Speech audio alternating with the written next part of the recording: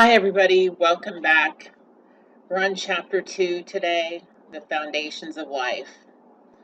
Last time we covered chapter 1 and we left off with the idea of diversity among living things and how we got to kind of a preview of the tree of life. I think it was the very last slide from chapter 1, and by now you probably have an idea of how biologicals are arranged into rank or hierarchy.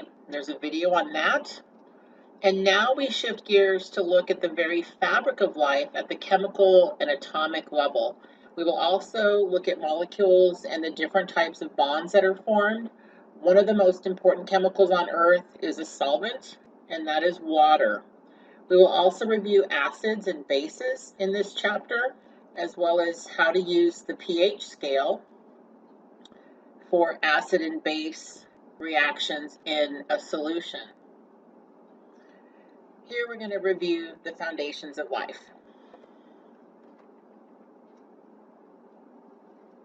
Let's begin. I hope you have these notes out in front of you and maybe even printed in your notebook that you've started for this class.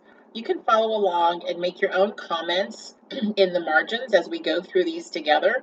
In order to study the chemistry of life, we will begin at the most basic level here at the bottom of this diagram. You can see the atoms at the very bottom.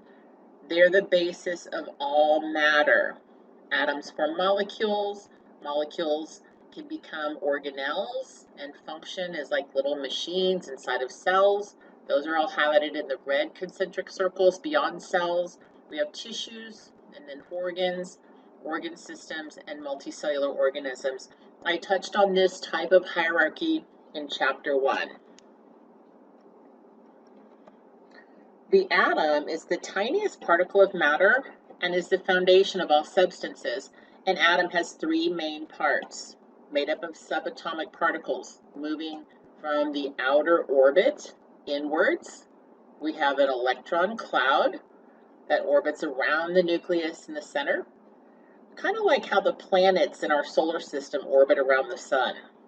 This is called the Bohr model, named after Niels Bohr, a Danish physicist who received the Nobel Prize in 1922. Held inside the nucleus, here in the middle, is where you'll find the protons and neutrons. And those are the 3 parts that make up an atom. Protons and neutrons add mass to the atom.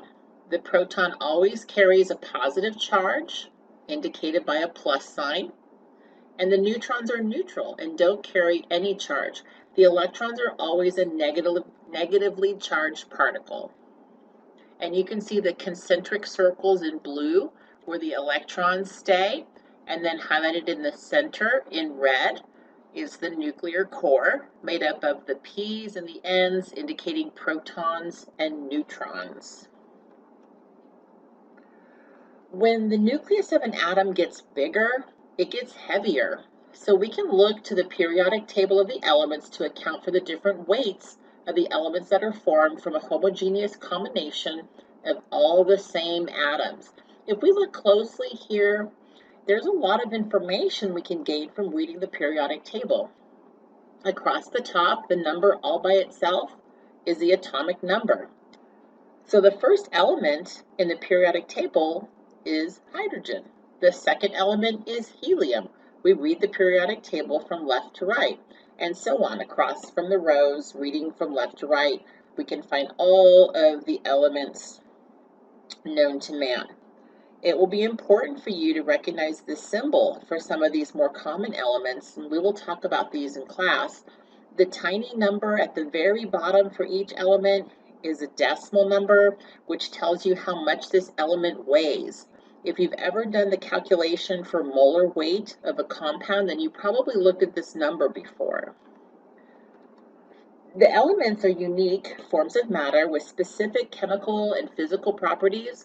The more common biological elements include oxygen, indicated by an O, carbon, capital letter C, hydrogen, capital H, nitrogen, capital N, phosphorus, capital P, and sulfur, the capital S.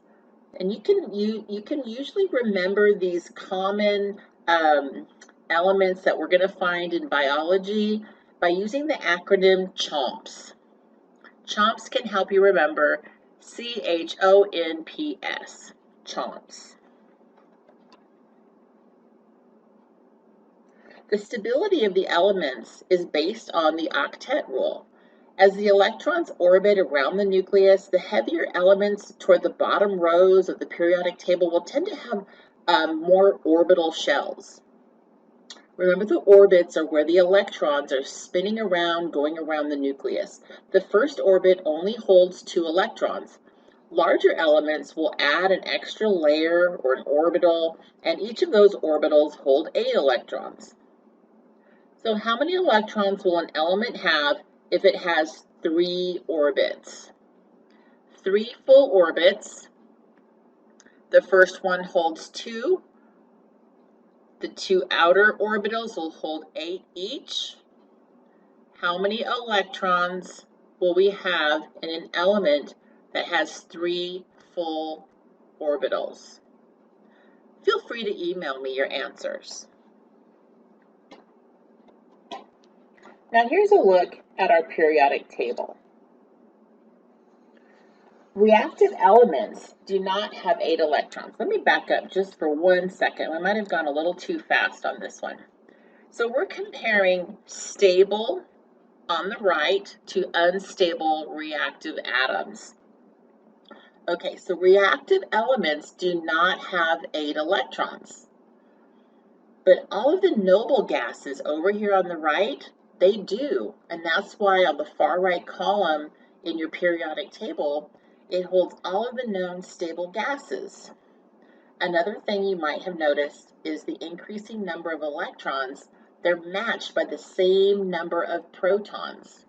The nuclear core gets bigger and the element becomes heavier, and we name them according to their characteristics, like rare earth metals, alkaline metals, or noble gases like neon, radon, xenon. Those are all noble gases, and they're very stable.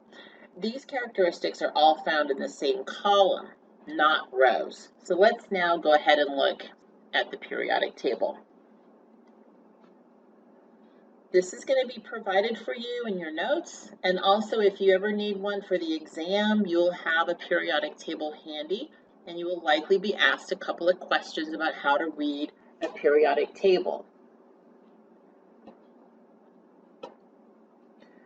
You can start your practice now. Work through some of these questions, just as if we were in class, and you can go ahead and pause this video at any time.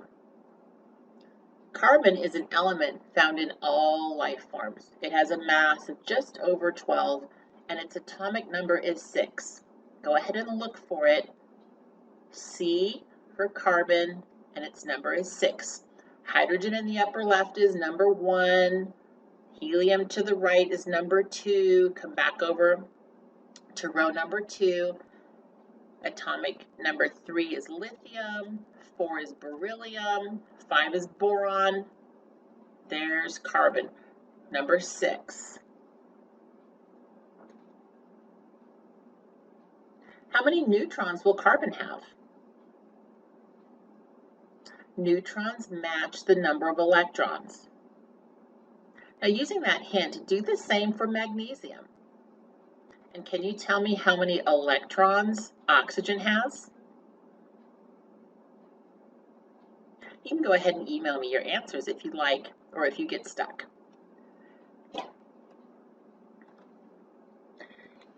Here we can compare the atomic structure of the element helium to the noble gas neon, which is purple in its core, and it's on the right. Notice how much bigger the stable neon is compared to helium. The number of protons in an element determines its atomic number. Scientists use this to distinguish one element from another. Atomic number 2 has 2 electrons, and that's helium. Notice that the inner orbital has 2, so helium is very stable. Unlike hydrogen, which has a lone electron in that first orbital, hydrogen is very unstable, and tends to go boom if we're not careful. Helium's a noble gas, and oftentimes we use it to fill our balloons. It's an inert, stable gas because those two electrons are paired and they fill the inner shell. Notice the stable 8 electrons in the inert neon gas structure on the right. Its inner orbital has 2 electrons, so the remaining electrons have to go out into the next orbital. Other inert gases would have the 3rd orbital shell filled as well. Chemical isotopes are all radioactive to some degree, and most elements will have an isotope of itself. This means there's a mismatch between the number of neutrons in the nuclear core and its protons. Hydrogen, element number 1, starts getting heavy as it adds neutral particles to its core. Compare deuterium to tritium. They're gaining neutrons, which doesn't change the charge, but just makes it heavier. Collections of molecules form compounds. Due to their atomic interactions, compounds do not have the same purity as the elements on our periodic table. Compounds are made up of 2 or more elements. There are 3 important bonding interactions I want you to learn about, and those are covalent bonds versus ionic bonds. And we will take a look at hydrogen bonding as well. This is so important when we discuss water. And how we indicate that a chemical bond or reaction has occurred is to use a sort of notation that shows us how the elements involved are bonded together. The chemical formula tells us what elements are involved and in what proportion, and it tells us how many of the atoms of each element are present. 2 atoms of oxygen is written as O2. That's what's in the air we breathe, O2. But if we have 3 molecules of O2, then we put a big number 3 in front of the chemical formula. Get used to looking at this type of notation, boxed here for you in red. In summary, here's a description of the 3 different types of chemical bonds I mentioned earlier. Ionic bonds are those that involve the transfer of 1 or more electrons from one atom to another, and these are held together by opposite attractions between a plus and a negative charge. For example, an atom that receives the electrons becomes negatively charged, while the atom that donates the electrons becomes positively charged. So if I donate an electron, I'm giving away a negatively charged particle, and that's why I'm left with a positive. When this happens, both are going to be called ionized. Ionic compounds usually form crystals, like table salt, which is an ionic bond between 1 sodium and 1 chloride ion. These associate to form these crystals. The negatively charged chlorine atom is called the anion, and the positively charged sodium is called the cation. If you think of the T in the middle of cations, it'll remind you that it's a little plus, and it's going to be positive. Cations are always positive.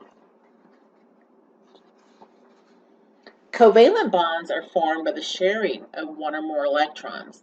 This is the strongest bond found in nature. The sharing of electrons in the outer orbitals can be single, double, or a triple bond. The notation is a single line, a double, or a triple line drawn straight between the atoms that are involved. Nonpolar covalent bonds occur when the electrons are shared equally between the 2 atoms.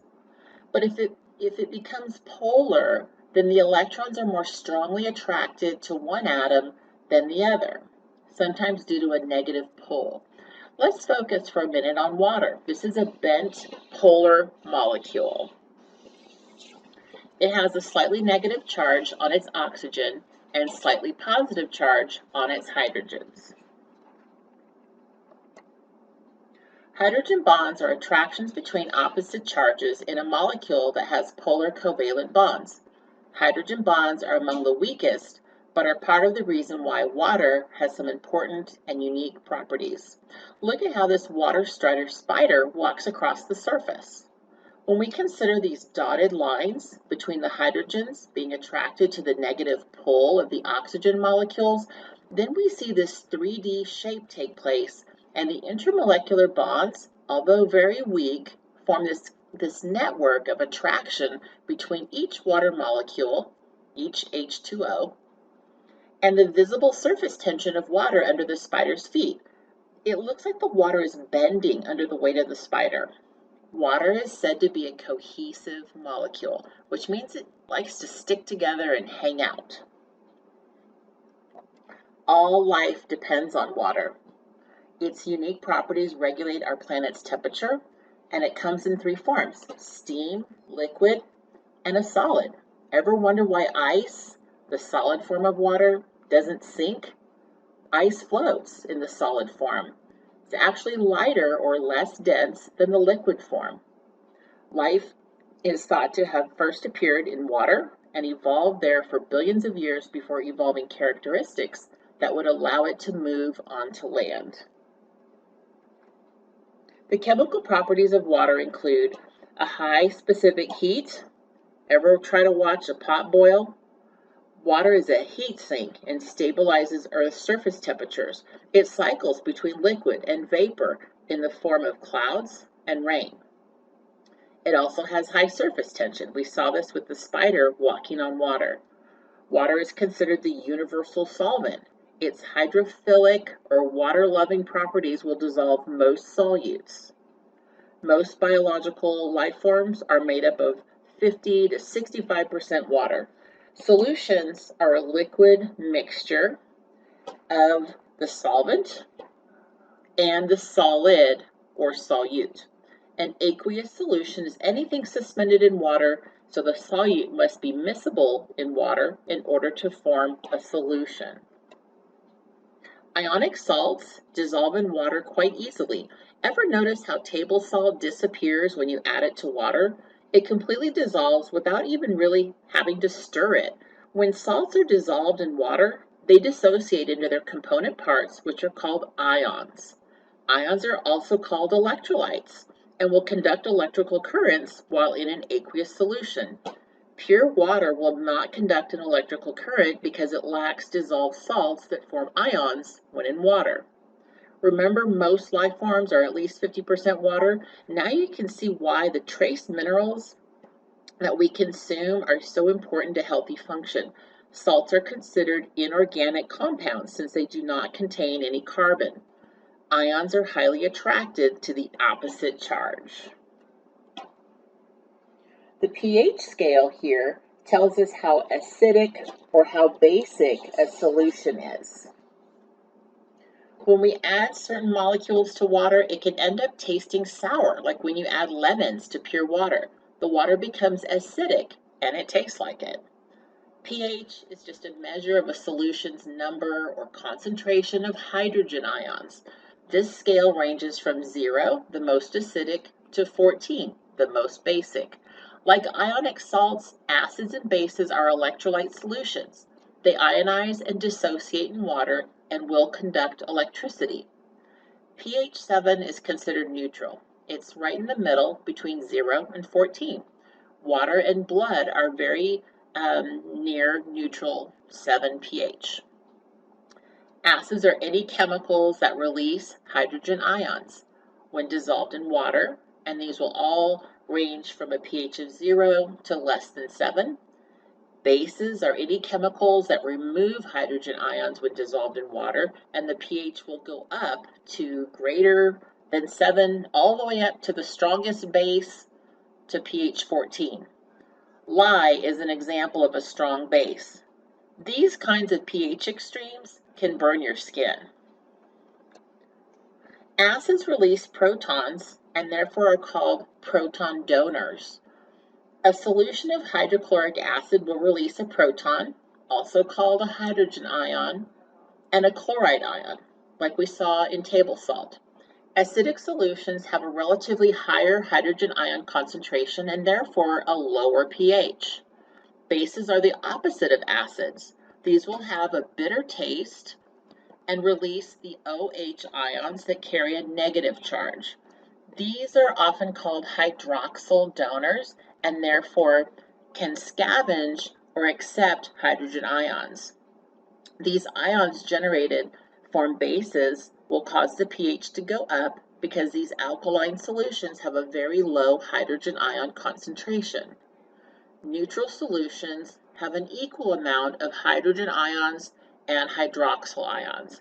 On the notation, you see the H plus and the Cl minus. The pH levels are very important to biological life forms. pH extremes can cause damage to living tissues. Radical changes in the pH will affect all metabolic processes, primarily by affecting the enzymes, which are proteins that regulate chemical pathways required to sustain life. There is already evidence of extremes in pH and temperature that are affecting our oceans. Buffers help prevent wild radical changes in pH. They work as chemical systems that resist abrupt changes in the pH of life-sustaining fluids, which could damage delicate proteins that work as enzymes. Chapter 3 is up next, and we will look at what exactly a protein is, along with sugars, fats, and nucleic acids. Macromolecules is going to be the main topic for Chapter 3, and we will learn a lot more about the function of enzymes in Chapter 3. Thanks for listening and participating. Email me if you have any questions that I can help clarify.